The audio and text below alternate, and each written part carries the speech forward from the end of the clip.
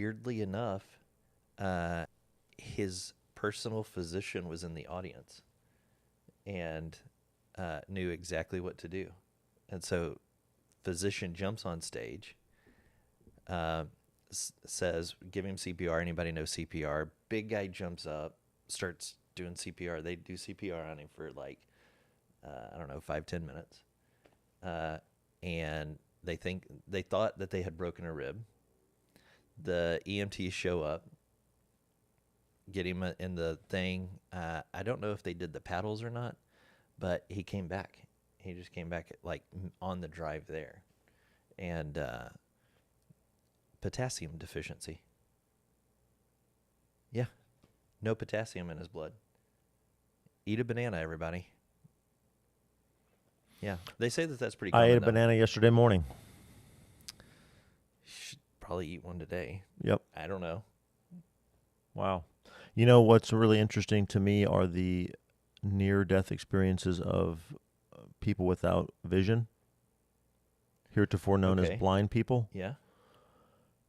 They can see. They have vision in their near-death experience. They can see themselves on the table, and when they come back and they report the experience and they describe the people in the room and the layout of the room, it comports with reality. They describe sight. They described reality.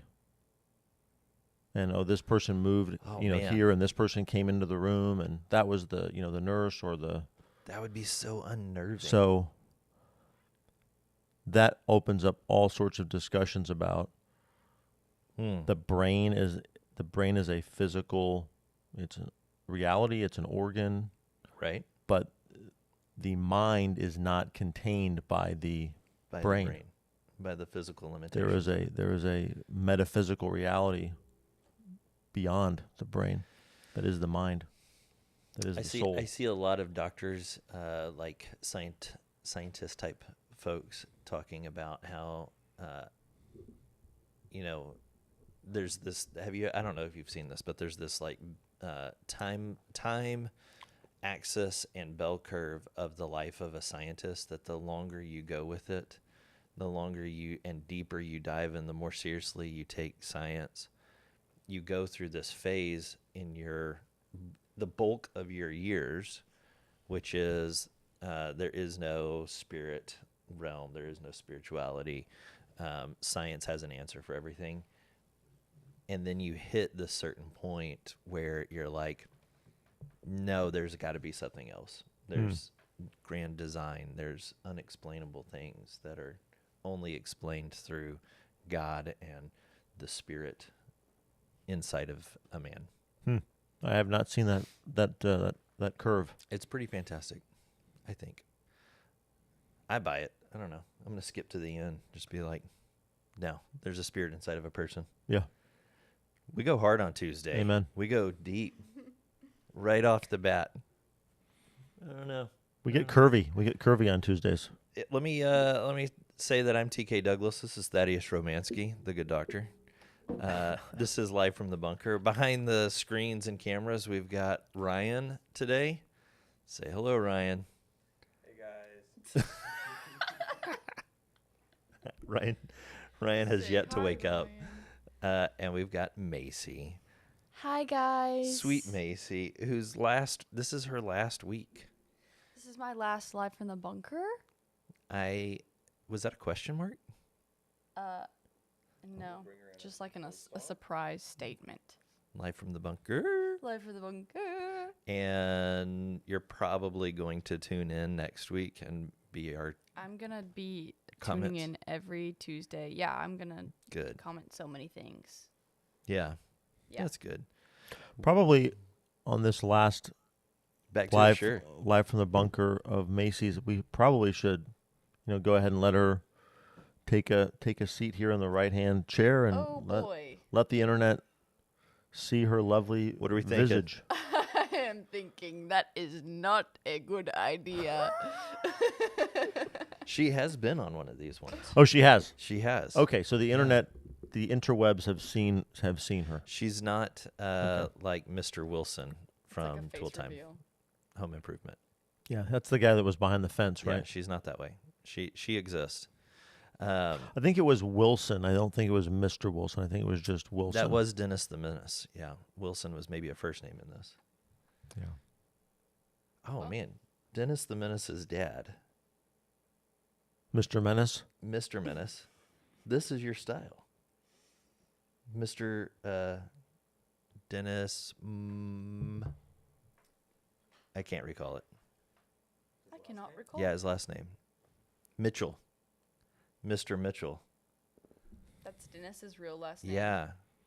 Yeah. If you can look up a 1950s Mr. Mitchell from Dennis the Menace, that would be a Thaddeus Romansky right there. It's a clean cut style. Whoa, Show the that's cameras. heavy. Yeah. That's heavy. Well, how's it going? It's going well. Yeah? Going well. Yeah. All right. We are in the last week of summer. Am I off? Did you look it up? No, just showed up with an animated guy. We got kids sports starting up again. Yeah. School's getting ready to start up again. I know, school starts next week for us. Same. Yep. Purchasing of books. Yep. So I'm starting to wake the kids up School at 5:30 in the supplies. morning Okay. just to get them back on track. That's not true. I'm not actually doing that. We played in the pool last night for I want to say like 3 hours. That's Wow. awesome. My kids are tireless Yeah. and very good at keeping It's hard to get around. It's hard to get around when you're tireless. You know, you've got to have tires on your vehicles in order to It's primo. get down the Primo road. dad joke. It's good. It's good. And he could turn that into a motivational speech. Man. Golly. No, I know. I mean, our bedtime is so late. It's so late Oh man. in our family. We punched that sucker so bad. early. I have a little bit of an educational component today. So As you last, would. last week you and I were talking about the Actually, last week you and I were not speaking because you were graced with Jordan Morchat's that's true. presence on this program. True. However, you and I did speak last week Did we? I think yeah. I guess couple so. of A few times. times we did. about the idea of trial and error in your marketing. Indeed. Yeah, and how there is a component of you got to try stuff. You have to try some things. You got to try and see if that's test your assumptions. So traditionally in the market, they would say that you have to A/B test, which is a semi-scientific way of setting up your assumptions and challenging them, having a control segment, which is a do-nothing segment, and so sometimes your last month's performances might have reached that, and then having a B test, which is an oversimplified example of this would be a yellow button versus a green button versus the red button that I've been using. Right. Right. But you can do that in a much grander scheme of thinking with, hey, we're going to run 6 months of YouTube and we're going to focus real heavy there, or we're going to focus for a year.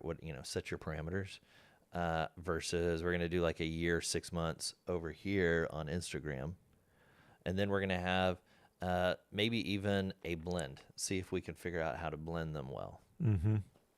This is an A/B testing reality of sometimes your marketing takes a lot of time. I don't know. Have you seen this? Have you been experiencing this? I think so. I think the first thought that came to my mind with your discussion of trial and error, and this is no great insight, but this happens in running scientific experiments, statistical experiments, not experiments, but working with statistics. You've got to have that control set thoughtfully. You don't want to have in your B, your change, you've got to only change, one element, right? So you don't want to have a green versus a red button and a oval versus a square button and different wording on the button. You want to only change one of those elements. So you can really observe what's making a difference. If you make too many changes, then you can't You don't divine know. anything Yeah. from it. You have to do it in a paced and kind of wise way. Yeah. One of the best pieces of advice I heard getting into business probably 16 years ago was it was essentially endeavor. Nobody used that word, but endeavor to do one thing for your marketing every day. Just do one thing every day, whether that's posting or doing an A/B test or setting up an email or doing something for your marketing. Don't just focus on your operations. Kind of this idea of productivity. Have you heard? Do you know about this? No. Productivity. Productivity. There's a book out there called Productivity. Just putting one foot in front of the other.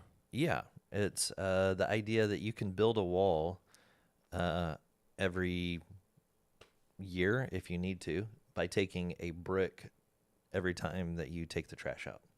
Just pick up a brick, go place it on the wall. And then you got a wall. In a year, you got a wall. Or if you want to read Moby Dick, read a paragraph or a page a day. Mm-hmm. And you got 365 pages right there. Moby Dick, I think, is probably in the 300s. I'm not certain. If you want to write a book, write 2 sentences a day. In 6 months, you'll have a book. Yeah, that's true. Yeah, that's pretty good. I thought that was pretty good. So your marketing is kind of like that. Your business, your industry. Anytime that you want to make big changes, if you want big results, you just have to make a plan and do small little bites. And so A/B testing is a big part of that. It's, hey, I want to increase the efficiency of my website. I want to increase the efficiency of my ads. That's usually where A/B testing comes in, is about efficiency. If you wanted to start a drip campaign or do an email campaign, why don't you just start with writing that first email today? You'll get to the next one tomorrow. Don't worry about it. You don't have to have everything figured out all at once. This is a thing. These are kind of the things I have to self-recite. I suppose there's a golden mean you have to achieve, though, also, because you can't be changing everything all the time. You can't constantly be tinkering. There's a danger to that. You have to let things run. Yes. You have to let campaigns unfold. So, shameless plug for a creative agency is we do these kinds of things with all of our clients. And so there's a healthy assumption that if we encounter a new client, that we've got experiences already in our back pocket that we've been grinding through. My brother likes to use the expression, this is the granola we eat every day. And so as we set things up, we're going to be a lot faster, a lot more efficient than your average Joe, right? This is a thing. Now, I'd be curious if Ryan had anything to interject with, since he is one of our marketing specialists. Oh, he picks up the mic. Let me He holds cradle it, this. cradles it like a wee baby. Thaddeus, I actually think you said some good thoughts on it. We had a conversation about this yesterday, and I feel like you gave a pretty good summary of our conclusions of only change one variable at a time, be okay and patient with getting results. And TK makes a good point of always just have that one batch that you just don't change anything in and just let that one run. Just let it go. While you're experimenting. Now, there's a lot of tools out there that let you run multiple types of A/B tests congruently and will track all these kinds of things. True. So you don't have to change everything all the time on this site. You can actually make copies of the site and run tests different ways. Mm-hmm. So there are some efficiency tools out there, but Something else that has been really eye-opening for me in the last couple of weeks, as I've become more familiar with the ads platform, the Google Ads platform in particular, is I had an inkling of how much tinkering or customizing that could be done and how many different settings could be turned on and off or adjusted and moved up and down and intensified or Yeah. You had something of decreased. an idea. But it is really astounding how much back end there is to Would you use the the word way ads are deployed. Would you use the word overwhelming? Yes, I mean it's certainly definitely overwhelming to a layman. Man. So that's another argument right there for hiring an agency. Mad respect to our marketing team over here. However, I wouldn't call you exactly a layman. Yeah. You've been doing this for a little while now. Yeah. I think even just having those realizations is pretty healthy. But that's another reason for Ryan's raising his hand, everyone. Well, you can finish your thought. But I just think that's another argument for having an agency running your ads campaign, because there's just so much to customize and specialize in, Yeah. and the reporting, the data that you can have spit out to you, and you can try to interpret, to understand, to Bonkers. optimize Bonkers. what you're doing. How can you do that and run your business at the same time? I mean, you can try, but it's going to be Yeah. a big lift. All right. Ryan had his hand raised. My turn. Like a school environment. This is in response to Thaddeus' comment about how much can be adjusted on tools. I've developed this kind of frame, like worldview, I guess, in marketing, the way I think about it in investment terms, because Okay. of how overwhelming it is. And also, we have a friend of the shop that works at a mega agency, and her one responsibility is to do these minor tweaks on very large accounts. Accounts that are so large that they have a team for the USA and a team for Canada and a team for Yeah. Europe, like big accounts. And her one role is every day spend like 10 hours a day just changing these minor tweaks that result in like $10,000 spent here or less spent here, or 40,000 people additionally reached in this region or whatever. And to me, it's like investments where I could do it myself, and I could go in there and I could figure it out, and I could try to compete against Wall Street and, Roaring Kitty style invest in GameStop type stuff. Or Edward Jones is right around the corner, and we could just say, hey, I've got $40,000. You do your thing. I know you're going to take 15% or something, but Yeah. I don't have to think about it at that point. Your language has triggered me to talk about investments, so I'm kind of resisting that. Oh. I mean, the stock market crashed yesterday. It is a hot topic. It's a thing I really want to talk about, but and I spent probably too much time last night deep diving. Way probably too much time. Deep diving what caused it and why did Japan have such influence on us, and it's getting kind of crazy out there, y'all. You see people kind of do one of these like, oh yeah, it'll probably recover to next week. They do this kind of thing, and it's there's a lot of bravado when you look somebody in the eye and they're talking about investments, and at the end of it, you're like, if you take out the bravado, nobody knows. Everybody's kind of doing the same thing. They're all just kind of like paying attention and trying to be diligent and work. And anyways, I'm not going there. We're not going to, let's not do that. Let's not do that. You don't want to get into like psychology and money theory. You want to talk about that? Man. And then also on Saturday night, I it's funny you mentioned Edward Jones. I hung out with the local chapter guy of Edward Jones, who owns the franchise here, and he seems fine. He's not worried. Yeah. I don't know. This is all, anyways. Yeah, let's not do that. That's getting too in it. I am more excited about, what are we calling this now? Stump the Chumps? Yeah, you're gonna get Y'all are stumped today. y'all are young. So is this youngs versus olds? Not really. It's Yeah. stump the chump for sure. All right. Ready? Offended. Feeling like a chump already. Well, I wish we could play the Olympic theme song because that's what we will be quizzing You have over been today. watching a ton of Olympics, Macy. So much Olympics. Yeah. What's your sport? What's your favorite one so far? I think like diving or swimming or synchronized swimming or anything in the water. Yesterday I saw water polo, I think is what it is. Is that what it Oh, is? that's intense. Yeah. And I just don't know why people would sign up to do that. It looks really hard. So, Are you like impressed by the athleticism, or are you more interested in the spectacle of it all for swimming or for water polo? for the Olympics? I think I'm interested in the spectacle and how amazing these people are.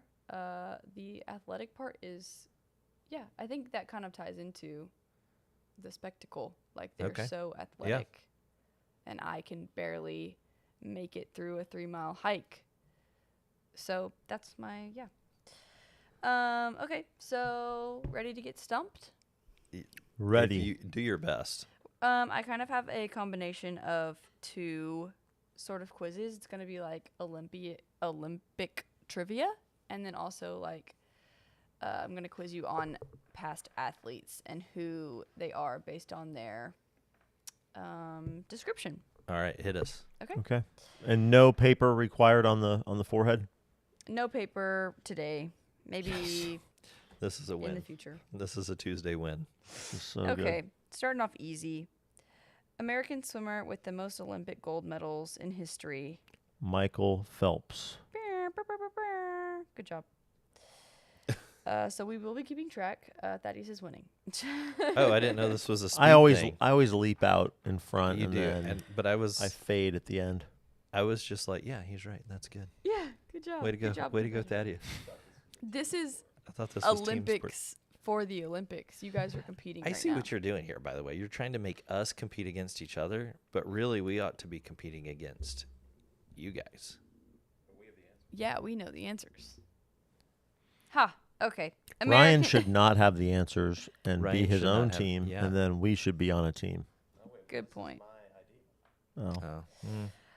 Okay. All right, fine. All right, American fine. gymnast celebrated for her extraordinary skill and multiple gold medals. Simone Biles. Good job. Biles? Biles? Okay. Soviet gymnast who held the record for the most Olympic medals until Michael Phelps surpassed her in 2012. Anna. Nope. I just threw that name out. I don't have a clue. Sounded Russian. Anna. She was not. She was Romanian, the one I'm thinking of, not Soviet. So this is I was going to say Soviet Nadia Comaneci. gymnast. Nadia. Nope. Natalia. No, her name's Larissa. Brr. Larissa Latina? Latinina. Latina? I wish I could pronounce these names for you. but Larissa I Latina? She's German. can't. Latinina. It's like She's Latin. listening right now Latinina. and offended. Latinina. I don't know. Latina. Okay. Okay. American swimmer who won 7 gold medals at the 1972 What? Munich. I've never known Mark how to- Spitz. Yeah. How'd you know that? Holy. Congratulations. Okay, this one's really recent. Wait, no, hold on. Oh. How? Why? Why is that in there? 3 letters for you. OLD. I don't. That's were you weren't even born in 72. Correct, I was not. But, it's just, you pick things up in the ether. They kind of, some things glom onto you. Wow. Wow. Thaddeus is from the past. He's a time traveler. Yeah. Okay. American There's swimmer. a photo of Thaddeus and Mark Spitz shaking hands Yeah. somewhere. American swimmer known for her dominance in freestyle events and multiple gold medals spanning 3 Olympics. Very recent. Katie Ledecky. Yes. Wow. Crazy. This is not my game. Okay. The amount of attention I give the Olympics is that I know it happens every 4 years. That was one of the questions. So It was not. it's a trivia question at the bottom. How often do they happen? I don't know. Easy question. I already got it. Win. Point. My point. Snowboarder who's won 3 Olympic gold medals in the half pipe event and is known for Oh, high. the redheaded fella. Sean White. Yes. Was that right? Nice. What you didn't even say his name. Sean White. Oh yeah, you did say his name. Sean Orange. Sean Great Ginger. job. Sean Gingery. Okay, this one might be difficult. Japanese figure skater who won back-to-back Olympic gold medals and is celebrated for his artistry and technical prowess. I'll be honest and say I don't pay attention to anything but the USA, right? But we did have a great Japanese American female skater, Christy Yamaguchi. We did. She was amazing. Can I get a little bonus point for that? I'll give you half a point. Half a point. Minus 1. Steve. Great guess. No. It was not Steve. Yuzuru Hanyu? I was close. Why? Yeah, Do kind of. not. That name is not familiar. Okay, who's the most decorated Olympian of all time? Ooh. Sean White. No. Michael Phelps. Yeah. Good job. Is he for real? He is for real. Wow. Which city hosted the first modern Olympic Games? Athens, 1896. Wow, I was going to say bonus points for knowing the year. How do you... Okay. History. That is just... There's you're also right. a photo of him at that Olympics. Dang. Time That's traveler. really cruel. Yeah, would've been a all sweet the time to be alive, historical though. questions. Yeah. Yes. Yeah. Okay, which year Yeah, were you're pitting a historian I never thought... I didn't think about it. against a TK against a nothing, a philosopher. Yeah. Start talking. I know nothing. That's the degree kicking in. You can really feel some silence in a room. Yeah. I could say, did they happen? Did they? If I wasn't there, was it actually real? Yeah. What's the Olympic motto? Go for the goal, y'all. Was that it? No, not at all. You can have it your way. Apparently, it's what is a woman? Oh. That was punchy. I don't know. What is it? Faster, higher, stronger. That's Kanye. Yeah, isn't that a Daft Punk album? That Daft Punk? Faster, stronger. Yeah. It is Kanye. That's Kanye song. Yeah, which actually is off. I think he sampled Daft Punk in that. Okay, who lit the Olympic cauldron at the Sydney 2000 Olympics? Sydney 2000? Yeah. Oh, Muhammad Ali. No, Lance Armstrong. it's a woman. I got nothing. Sports. Kathy Freeman. Whoa. I So don't when know. was Muhammad Ali? I don't know. It's not on my did he do list Winter of questions, Olympics? so I don't know. Maybe he did Salt Lake, Maybe. 2000. Maybe. Or Japan? No, wait, China. Which one did China was Beijing Beijing? in 2008. Okay. Yeah. American decathlete who won the gold medal and set a world record in the decathlon at the 1976 Montreal Olympics. I don't have any idea. Later became a well-known television personality and public figure. World's Nothing. greatest decathlete. If you didn't have the answers in front of you, would you know this? Yeah, because the end is later became a well-known television personality and public figure. Caitlyn Jenner. Yes. Otherwise known as Bruce. Yes. Goes back to That your earlier is question. Okay, last one. Last Who's one. ready? What? Oh, whose point was that? Oh, wait. TK got it. Give me my Okay. points. Give me my points. You're really Alrighty. Thanks, man. I appreciate it. Which Just give me another one. sport has been part of the Summer Olympics since the first modern games in 1896? This one is multiple choice, so I can give you the options. Skate- Modern Skateboarding? pentathlon. No. Skateboarding. No. Wait, 1896? Yes. There was no skateboards in 1896. Were there not? No, I don't know. Probably not. Yeah, was 1896. Which sport? Can you read the question again? Which sport has been part of the Summer Olympics since the first modern games in 1896? And this is a multiple choice, you said? Yes. Oh, okay. Marathon? Ryan is cheating. Speed, What are our sprint, multiple? So what are our choices? The pommel horse. Basketball, tennis, athletics, track and field, or swimming. Track and field. Yeah, athletics, track and field. TK shrugged like Ryan didn't just pretend he was running behind I the camera. feel like Ryan is guessing also. Yeah, that was my submission. I was thinking, what's a sport that's been around? What's for the old- 200 years? I would think that you would say that, you would say that that's been around since We the first have one. also Yeah, that was in the always been able original- to That's swim. the OG. The ancient Olympics. Macy, can I add bonus questions? Yeah. Because these are the only two questions I care about when it comes to the Olympics. All right. I can't tell you why though. Question 1: how many times were the Olympics canceled in the last century? How many times were Twice. the Olympics canceled in the last century? I'm gonna say once. Once during World War One and once during World War Two. They did What not about cancel them COVID? for COVID. Is that your final answer? Well, I guess they were postponed for COVID, but that's this century. Postponed doesn't count. Oh. Okay. I would say 4 times. Okay. We were supposed to have a 19.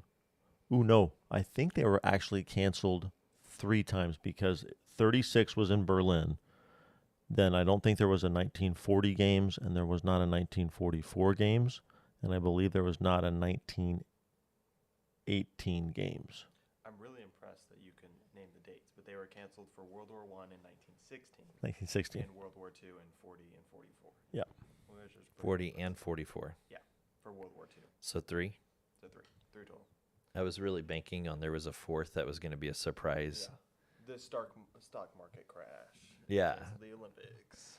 Yeah. Somebody got sick. You know the reason why Atlanta was 96 in the Summer Games was because Athens was supposed to have it in 1996 on the 100th anniversary of them having it in 1896, but they were so far behind in building. preparations that they had to ask for an they had to ask for an extension to 2004, and that's why it was in 2004 in Athens.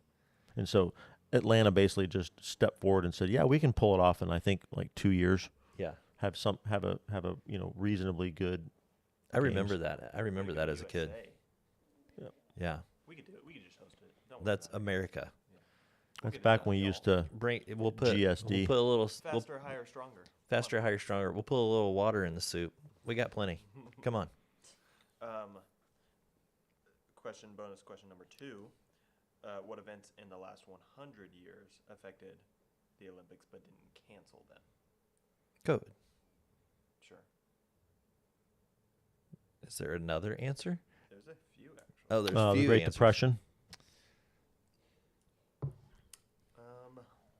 I think that one technically could have made the list, but I only looked in the last one. Yeah, arguably you could say every world event has affected the All the right, TK, Olympics. philosopher. I mean, we just watched Boys in the Boat, so I What would even say is- Hitler. Yeah, you did. Hitler as a thing. Hitler. So yeah. Nazi He Germany. had a cameo in that. Let's see. Really, it's just Desert 2 Storm. events. Y'all got COVID for one, and there's one other Oh, there's another major. event that affected the scheduling of them. I guess you could say, Affected or maybe the participation of them. Oh, the 100-day Soviet war. invasion of Afghanistan in 1979. Cold War postponed the it crap? twice. Cold Or War. No, didn't postpone it. We Like 10 we minutes boycotted notice. we Yeah. boycotted Moscow in 1980, and then the Soviets and the Warsaw Pact boycotted 84 in Los Angeles. Yes. I would be surprised if we have any viewers left after history lesson Tuesday mornings. But I've enjoyed this. This has been great. Bow, bow, bow. So if you're still out there and have loved the Olympics as much as us, thank you for joining us. And we'll hope to see you next week.